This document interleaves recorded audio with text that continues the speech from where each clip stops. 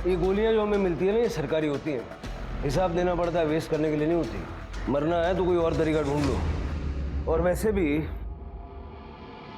सारा शहर जानता है कि तुम एक अपराधी हो। अगर मैं अपराधी है तो मारना मेरे को। अबे काय को कायर बन रहा है तू?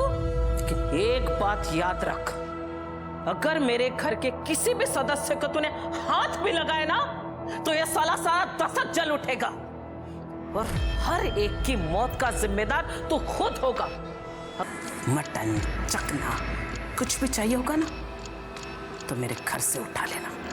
मैं शराब नहीं पीता और शुद्ध शाकाहारी।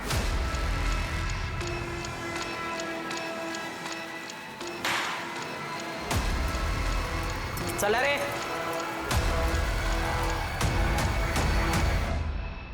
एनकाउंटर स्पेशलिस्ट अपमान के बाद चुप नहीं बैठने वाले थे और नतीजा यह हुआ कि आई साहब के 2 और वफादारों की बलि चढ़ गई। जहां आई साहब इस बात से आग बबूला थी, वहीं उसके हाथ भी बंधे हुए थे। वो बहुत अच्छे से जानती थी कि मुंबई से आए हुए ऑफिसर्स को अगर कुछ भी हुआ तो इसका अंजाम बहुत बुरा होगा। इसका नतीजा यह हुआ कि नासिक दशक की जनता का आत्मविश्वास बढ़ने लगा और उनमें से कईयों ने आई साहब के फरमान को मानने से इनकार करना भी शुरू कर दिया था। वहीं अरुण यादव ने आई साहब के काले कारनामों को उजागर करने वाले कई और सारे आर्टिकल्स लिखे और उन लेखों में अरुण ने मुंबई पुलिस की प्रशंसा भी की, जिससे आम जनता का मनोबल बढ़ गया। लेकिन आई साहब जानती थी कि अब उसे मुंबई पुलिस के आगे कुछ ऐसा करना होगा जिससे यह साबित हो सके कि नासिक दशक की असली मालकिन आज भी वही है।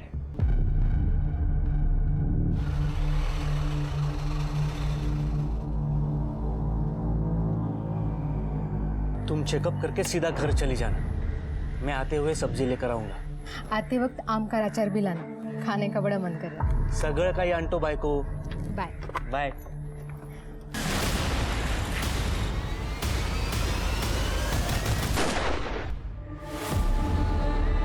बाइक पे 2 आदमी थे जिन्होंने अरुण को गोली मारी। सबसे पूछताछ की पर किसी ने बताया नहीं।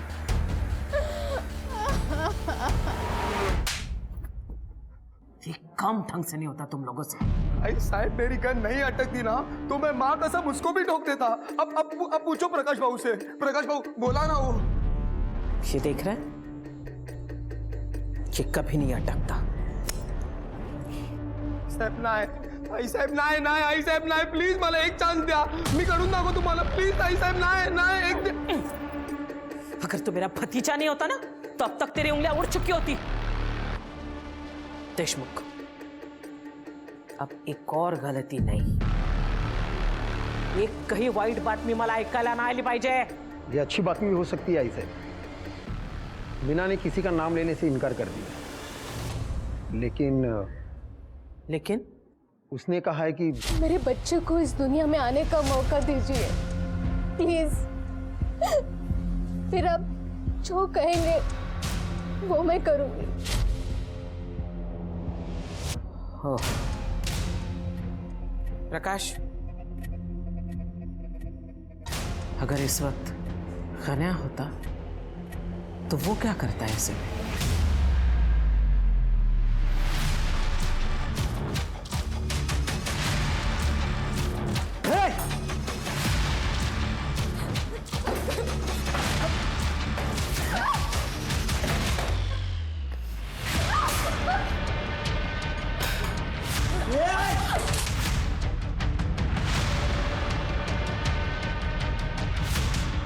मत करो, मैंने पुलिस को कुछ नहीं बताया। पता है मुझे, लेकिन ये ट्रेलर था ताकि बच्चा होने के बाद भी तू किसी के सामने अपना मुंह ना खोले, वरना उसके बाद क्या होगा हे समजायला तू हुशार आहेस।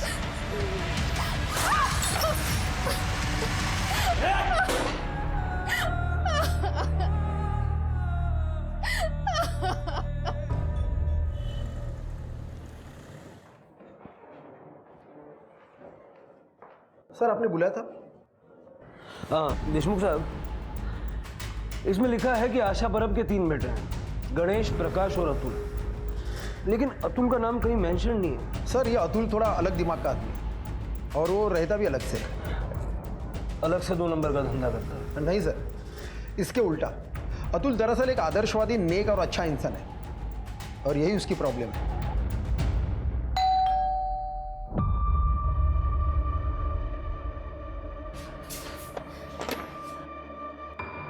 मैम आप आइए ना।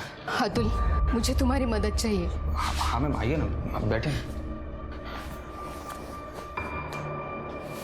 मैम आप रो क्यों रहे हो मैम? तुम्हारे परिवार ने मेरे अरुण को मेरी आंखों के सामने मार डाला, पर तुम्हारे भाई ने मुझे और मेरे बच्चे को मारने की धमकी दी है। मैम आप मुझे बताएं मैं क्या कर सकता हूँ? मुझे और मेरे बच्चे को अपने परिवार से बचाओ। आप जानते हैं कि मैंने अपने परिवार से सारे रिश्ते नाते तोड़ दिए हैं और यहाँ पर अकेला भी रहता हूँ। आपको और कुछ चाहिए तो मैं आपकी मदद कर सकता हूँ। ठीक है।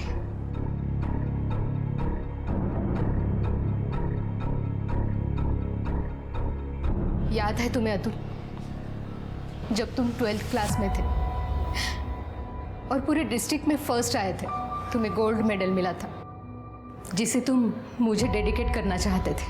तुम मुझे गुरु दक्षिणा भी देना चाहते थे, लेकिन मैंने कहा कि मैं समय आने पर तुमसे मांग लूंगी। हाँ मुझे याद है। अब वो समय आ गया है अतुल। मुझे और मेरे बच्चे को अपने परिवार से बचा लो अतुल। यही मेरी गुरु दक्षिणा है।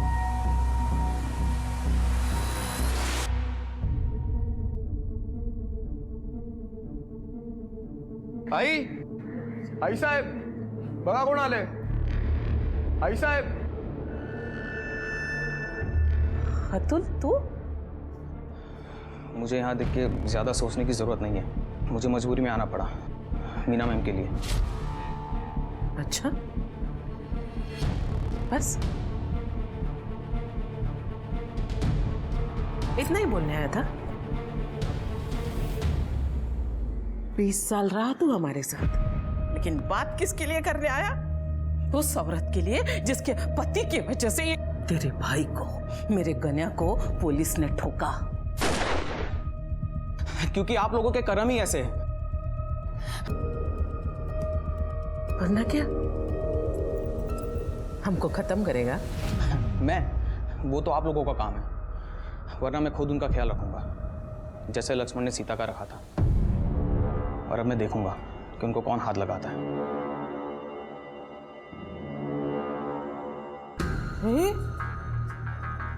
हा कसा माझ्या पोटी जन्माला आला?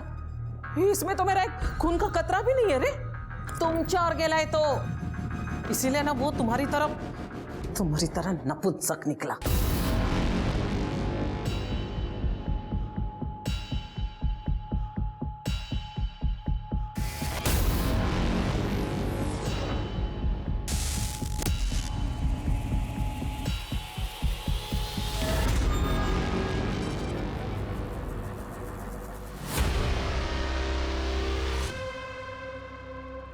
हाँ बाबू, आपने जैसा बोला था मैं मीना के घर पे ही नज़र रखे हुआ था। एक मुंबई का हीरो आया था बाबू, उसने मीना से बात किया, कुछ तो लिखा और फिर चला गया। हाँ बाबू, उसने किसी को कॉल भी किया था। मतलब उसने नाम दे दिया? पता नहीं बाबू, लेकिन और हो भी क्या सकता है। बहुत पढ़ा लिया टीचर, अब तेरी छुट्टी का समय आ गया है।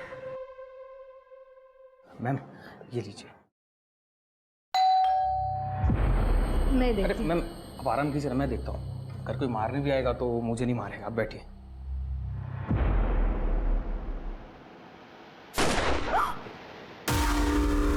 किसने मारा उसको? हाँ? तूने मारा?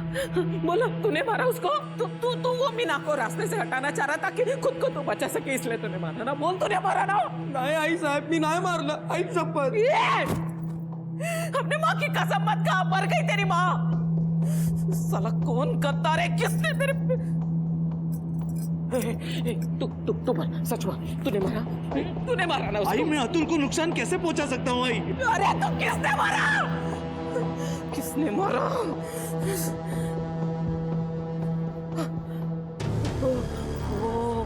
वो ऑफिसर है ना, पक्का पक्का उसी ने मारा मेरे बेटे को। ए, उमेश जल्दी आ, फोटो दिखा मेरे को, जल्दी आ, फोटो दिखा, वो फोटो दिखा। हाँ। मेरे को मालूम है ये कौन है। ये देख, देखिए, मेरे को मालूम तो साले यही ऑफिसर होगा। जा उस रिपोर्टर को बुला। हाँ सर। अब इसको मैं ठिकाने लगाएगी।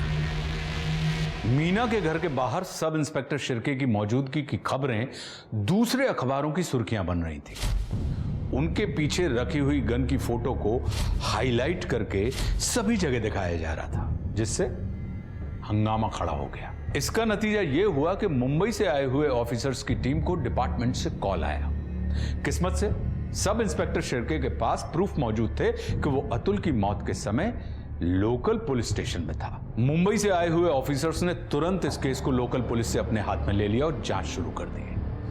उन्होंने सीसीटीवी फुटेज चेक की, साथ में पूरे परिवार के मोबाइल डाटा और लोकेशन डिटेल्स को भी खंगाल डाला। मीना ने पुलिस को सपोर्ट करने से मना कर दिया था, क्योंकि वो अतुल की मौत का जिम्मेदार अपने आप को मान रही थी।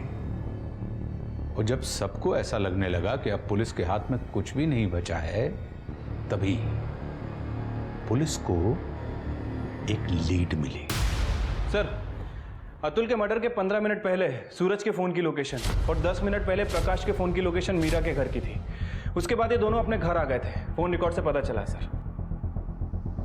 देशमुख को बुलाओ। ठीक है सर। मुझे प्रकाश और सूरज की पूरी कुंडली चाहिए। सर, मैंने आपको पहले ही बोला था कि ये प्रकाश गुस्सेल दिमाग का आदमी है, हर वक्त गुस्से में रहता है, छोटी छोटी बात के लिए किसी का भी मर्डर कर सकता है।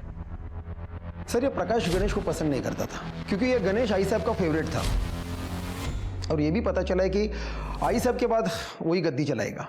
लेकिन प्रकाश गणेश के अंडर काम करना नहीं चाहता था। सर, रही बात अतुल की, तो किसी की गिनती में भी नहीं आता था। हाँ, लेकिन सूरज वो जल्द से जल्द गद्दी पाना चाहता था। बाकी सबको पता है कि वो एक नंबर का आय्याशी और लड़कीबाज आदमी है। तो प्रकाश ने अतुल को नहीं मारा? इससे क्या होगा उससे? इससे अच्छा वो आई साहब को मारता। और सूरज? सर, सूरज आई साहब के भाई का बेटा है। भाई की मौत के बाद सूरज को आई साहब ने छत्र छाया में लिया था। इस सूरज के भी सपने बहुत बड़े हैं, लेकिन सर ये सूरज आई साहब और प्रकाश से बहुत डरता है। प्रकाश और सूरज दोनों ही मीना के घर के आसपास थे, लेकिन मर्डर के टाइम में परिवार का कुछ न कुछ कनेक्शन तो है। ये जो आदमी है, ये परब परिवार का राइवल पांडुरंग साटम। सर, एक जमाने में दोनों टक्कर के थे, लेकिन आई साहब 2 कदम आगे। आई साहब ने लोगों को इस साटम से बचाना शुरू कर दिया, और 2 साल पहले उस साटम को आई साहब ने तड़ी पार करवा दिया। मुझे साटम चाहिए, चाहे जहां भी हो, और कत्ल वाले दिन के उसके वेराबाउट्स निकालो सब। सर, मैं रमेश पावड़े, नेहा का चाचा। सर, ये लोकल मैटर है, इसे मुझे हैंडल करने दें। परब परिवार से जुड़ा हुआ कोई भी मामला लोकल नहीं है। हाँ, तो आप क्या कह रहे थे? प्रकाश परब ने नेहा को किडनैप किया, लेकिन वो ऐसा क्यों करेगा? सर, ऐसा है कि मेरे भाई और मेरे भाभी की 10 एकड़ जमीन थी हाईवे के पास, और जैसे ही डेवलपमेंट की अनाउंसमेंट हुई तो आई साहब वो जमीन 1 लाख रुपए को खरीद करना चाहती थी। तो भाई ने ना कर दिया, तो आई साहब हमें बार बार धमकाने लगी। सर, हम यहाँ कंप्लेंट लिखवाने भी आए थे देशमुख साहब के पास। आई साहब ने हमारे भाई और भाभी को मार डाला, और किसी ने कुछ भी नहीं किया। और करते भी क्या, वो तो किस्मत अच्छी कि नेहा हमारे घर थी, इसलिए बच गई वो। प्रकाश ने जब से उसे देखा था ना, उससे वो शादी करना चाहता था। सर, आप ही बताइए, जिस लड़की के माँ बाप को जिसने मारा है, उससे वो शादी कैसे करेगी? 1 महीने बाद? सर, पहले हम लोग बहुत डरते थे, लेकिन जब से आपने आई साहब के लोग और आई साहब के गुंडों को मारा है ना, तब से हमारी हिम्मत बढ़ गई। अब तो आप ही प्रकाश को मारकर नेहा को वापस ला सकते हैं। सुपारी के लिए नजर आ रहे हैं हम। ये पुलिस स्टेशन में आप लोग सुपारी देने के लिए आए हैं? नहीं सर, माफ कर दो सर।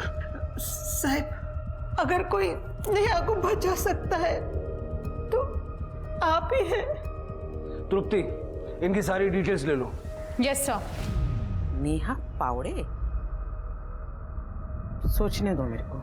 नेहा पावड़े नहीं, ऐसा कोई नाम भी नहीं सुना मैंने, और मेरे घर में होने का तो सवाल ही नहीं उठता।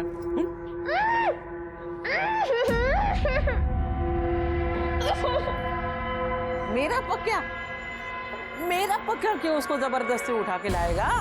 मेरे पक्का के आगे तो 100 लड़कियां ऐसे बिछ जाती है। तरस आता है मुझे ऐसी लड़कियों पे। नेहा के चाचा ने FIR किया, आपके घर की तलाशी लेनी होगी, पूरा घर चेक करो अच्छे से। एक मिनट, वारंट है? नहीं ना? क्या है ना इंस्पेक्टर साहब, थोड़ा बहुत कानून मैं भी जानती हूँ। माहिती ठेवा भी लगते हो, और अच्छा नहीं लगे ना मेरे पंटर लोग जो है ना मुंबई के हीरो को ऐसे कॉलर से पकड़ के ऐसे फेंक देंगे तो बेइज्जती होगी तुम लोगों की। अच्छा तो नहीं लगे।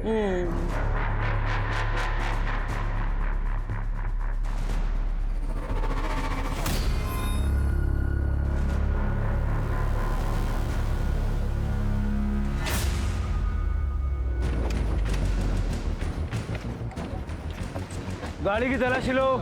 क्यों? क्यों? अबे शराब है तुम्हारी गाड़ी में। मैं कोई ऐसे वैसे काम नहीं करता। अच्छा, आओ देखते हैं। आइए आइए, देखिए, देखा कोई शराब वराब नहीं है। तो कहाँ है? नजर नहीं आ रही क्या? बिल्कुल नहीं। अरे हटो, ये क्या कर रहे हो? अरे ये क्या दिख रही है शराब? ये सही नहीं कर रहे इंस्पेक्टर। फोटो खींच। अरे ये क्या कर रहे हो? अरे खींच गाड़ी का नंबर, मुद्दा माल, इसको अरेस्ट करो और इसके घर का सर्च वारंट निकालो। ये सही नहीं है इंस्पेक्टर।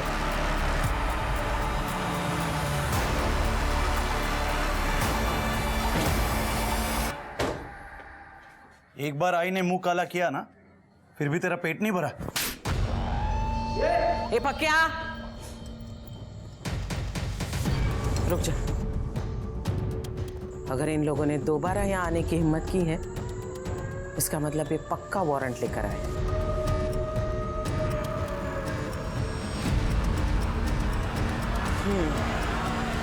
ठीक है, आप लोग घर की तलाशी ले सकते हैं। एक मिनट। तलाशी के पहले मैं आप लोगों को किसी से मिलाना चाहती हूँ। सुन भाई, बेटा बाहर ये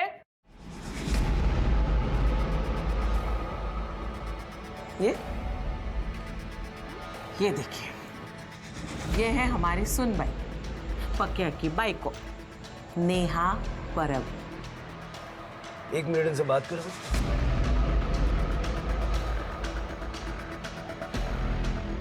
क्या नाटक है? सब कोई नाटक नहीं है। प्रकाश मेरा पति है। देखो नेहा, तुम्हारे चाचा चाची ने कंप्लेंट फाइल की है, इन लोगों से डरने की जरूरत नहीं। साहब, मैं नहीं जानती कि चाचा जी ने आपसे क्या कहा, क्यों कहा।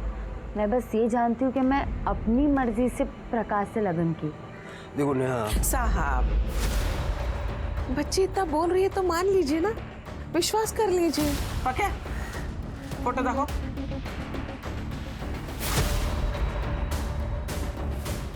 बघा, लग्नाचा फोटो। मुझे फोटोज चाहिए। हाँ, क्यों नहीं, मिल जाएगी, लेकिन शादी का सर्टिफिकेट आने के बाद। मैं तो कहती हूँ सर, आप अगर 1 महीना पहले आ जाते ना हमारे दशक में, तो शादी में भी शामिल हो पाते, साक्षी बन जाते आप शादी की। फोन दीजिए।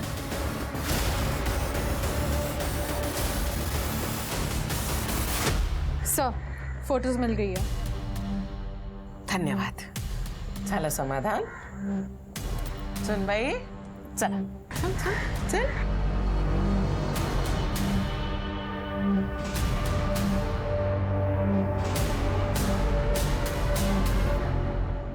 पावड़े दंपति को ढूंढो। अगर नेहा का ये हाल है तो हो सकता है कि प्रकाश या आई साहब ने उनको किडनैप किया। Yes sir. मुझे ये नहीं समझ आ रहा है कि नेहा ने ऐसा क्यों कहा कि वो अपनी मर्जी से शादी करके वहां रहती है। और उस फोटो वाले पंडित को भी ढूंढो।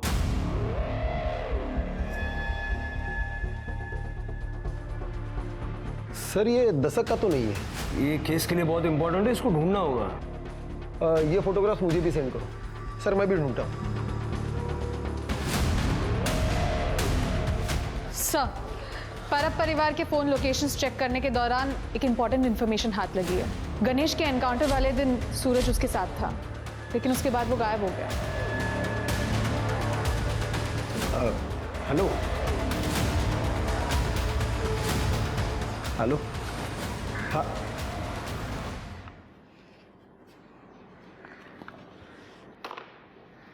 बिना डायल किए बात कर रहे थे। तृप्ति ने जो कहा तुमने सुना ना? आओ बात करते हैं।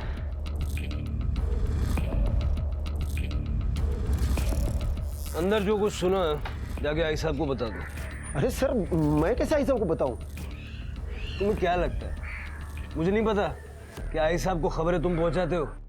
ये बता देना कि गणेश के एनकाउंटर वाले दिन सूरज उसके साथ था, और ये भी बता देना कि अतुल के मर्डर वाले दिन प्रकाश और सूरज दोनों मीना के घर के पास थे। सर इस बात से तो हड़कंप मच जाएगी। गढ़चिरौली जाने से तो अच्छा है ना कि थोड़ा सा हड़कंप मचाए। गद्दार निकला रे तू। साला भाई के प्यार के चक्कर में तेरे जैसे सपोले को नहीं नहीं नहीं, मैं गणेश बाबू के साथ था, लेकिन मैं किन्नर पड़ा उधर के स्टेशन चले गया। उसके बाद मुझे नहीं पता कि क्या हुआ या कि उनके साथ कहाँ गए वो। अब देवेश देशमुख साहब को पूछो, मेरा फोन रिकॉर्ड चेक करे, क्या मेरा एक भी कॉल पुलिस को गया है? आई साहब, इसने किसी को कॉल नहीं किया, कॉल रिकॉर्ड में भी कुछ नहीं मिला। तो फिर मुझे बता, वो मीना के घर के बाहर क्या कर रहा था? मैं उसे मारने गया था। मैं आपको बताना चाहता था कि मैं भी बड़ा काम कर सकता हूँ और मैं उसे मोर भी देता हूँ, लेकिन वहां पे जाके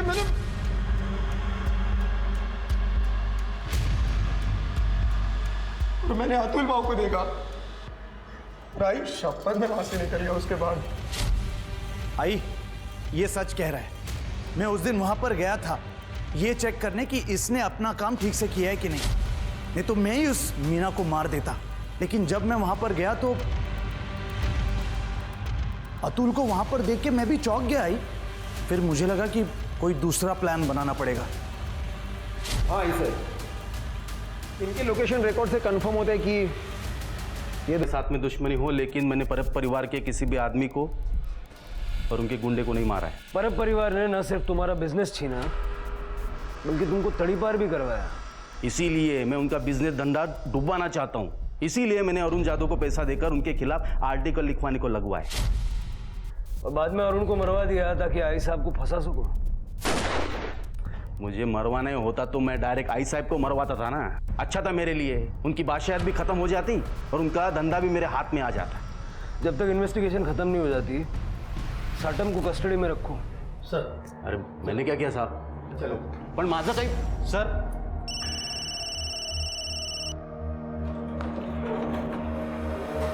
सर, पावड़े फैमिली मिसिंग है। जैसा मैंने सोचा था, हमारी पहली और दूसरी विजिट के बीच में ये शादी हुई है, 2 दिन में। सर, पंडित का पता चल गया है, वो कल गांव आने वाला है। तो कल चला जाए फिर पंडित जी का आशीर्वाद लेने। हो साहिब, मैंने ही 1 महीने पहले इन दोनों का लगन करवाया था। पक्का? हाँ साहिब, परब परिवार को कौन नहीं जानता है, इसलिए मुझे अच्छे से याद है। बात तो आपकी सही है, और आप ठहरे भगवान के आदमी, झूठ थोड़ी बोलेंगे। चलिए, घर छोड़ देता हूँ आपको। पंकज, के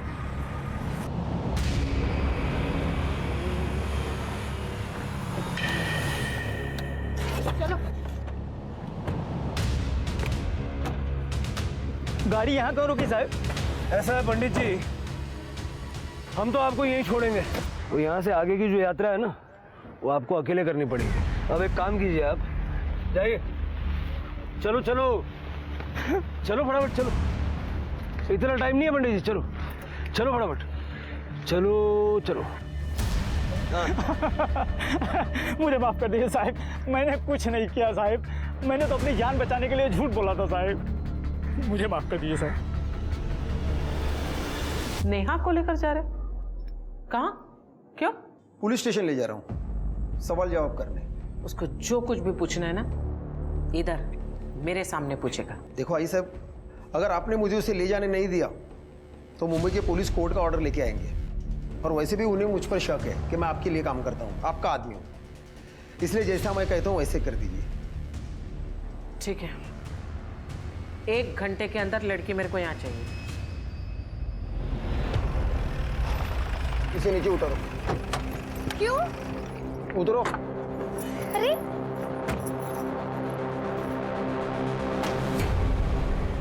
चलो उस गाड़ी में बैठो। लेकिन क्या हुआ है? जैसा कहा जा रहा है वैसा करो तुरंत। चलो चलो।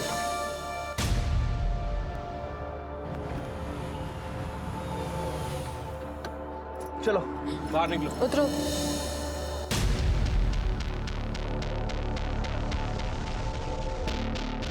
तुम जा सकती हो। नहीं नहीं, आप लोग मुझे मार दोगे ना?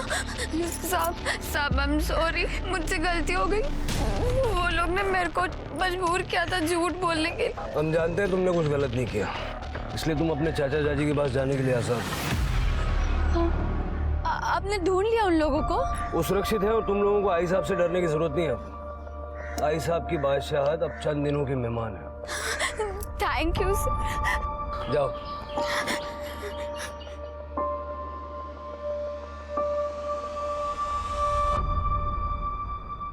नेहा ने हमें सब कुछ बता दिया।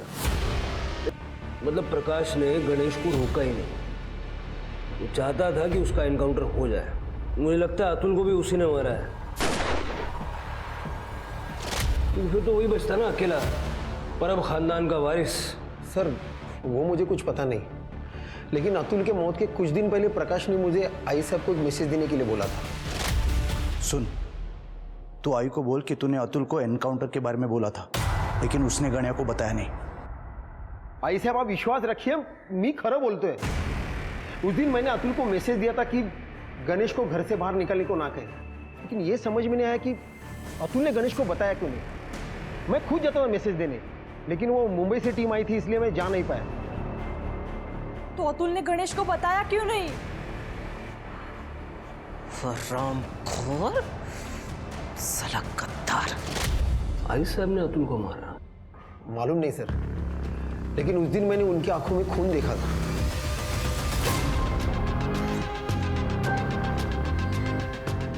उसके मोबाइल का लोकेशन तो ये बता रहा है कि वो पूरा टाइम घर पे थी।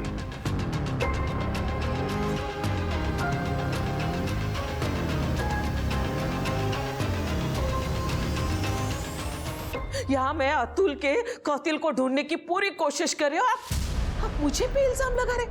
हमने विठल से पूछताछ की लॉकअप में। अतुल के कत्ल के समय मीना के घर में वो था। पहले हमें लगा कि उसने ही अतुल को मारा है, लेकिन बाद में उसने हमें बताया कि उस वक्त आप भी वहां मौजूद थी। वो तो सिर्फ आपके साथ था। झूठ बोल रहा है वो। हमारे पास प्रूफ है। ये सरोता, इस पे आपके फिंगरप्रिंट्स हैं जो ये प्रूव करते हैं कि अतुल को आपने मारा। आपके हाथ में ये सरोता जब मैंने देखा ना, तभी मैं समझ गया। उस दिन जब देशमुख ने मुझे बताया कि अतुल ने गण्या को उसका निरूप दिया ही नहीं, जिसके कारण मेरे गण्या का खून हुआ, तभी मेरा माथा ठनका। तभी मैंने सोचा कि अतुल को उसके किए की सजा मैं देकर ही रहूंगी। मेरा फोन घर पे था, इसलिए मैं वैसे ही चली गई विठल के साथ।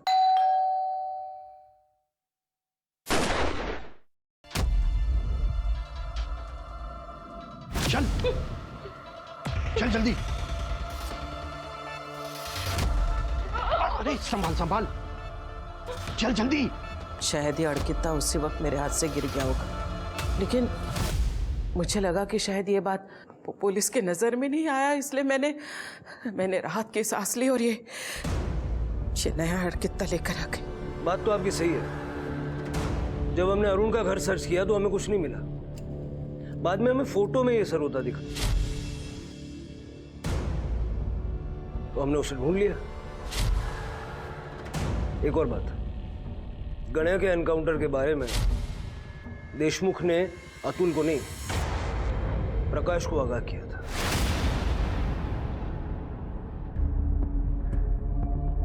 क्या कहाँ है प्रकाश? मुझे पता है वो प्रकाश कहाँ है। मेरे बेटे को मार डाला उसने, मेरे बेगुनाह अतुल को किए की सजा तो हर किसी को मिलेगी। चलिए लेके जाओ इसको साहब, लेके जाओ इसको, लेके जाओ इसको, बाहर मत निकलने देना, फांसी दो इसको, फांसी। जैसी करनी वैसी भरनी। आशा परब उर्फ आई साहब की जिंदगी इस कहावत की सत्यता को सिद्ध करती है। आई साहब ने छिपने की जो जगह पुलिस को बताई थी, प्रकाश उन्हें वही मिला। पुलिस ने प्रकाश पर आईपीसी की धारा 367 और 375 के तहत नेहा की किडनैपिंग और रेप का चार्ज लगाया और आईपीसी की धारा 302 के तहत नेहा के मां बाप के मर्डर के साथ साथ अरुण के मर्डर का भी चार्ज लगा दिया। हम अक्सर ये भूल जाते हैं कि पावर अपने साथ साथ जिम्मेदारियां भी लाता है। पावर का सही इस्तेमाल करना बहुत जरूरी है, इसलिए अपने फैसले सोच समझ कर लीजिए, क्योंकि आपके फैसलों में दुनिया बदलने की ताकत है और यही आपका असली पावर है। अब मैं आशुतोष राणा विदा लेता हूं आपसे। हम फिर मिलेंगे एक ऐसी ही कहानी के साथ जो आपको रखेगी सतर्क और जिंदगी को सुरक्षित। तब तक अपना और अपनों का ख्याल रखिए और देखते रहिए क्राइम पेट्रोल सतर्क।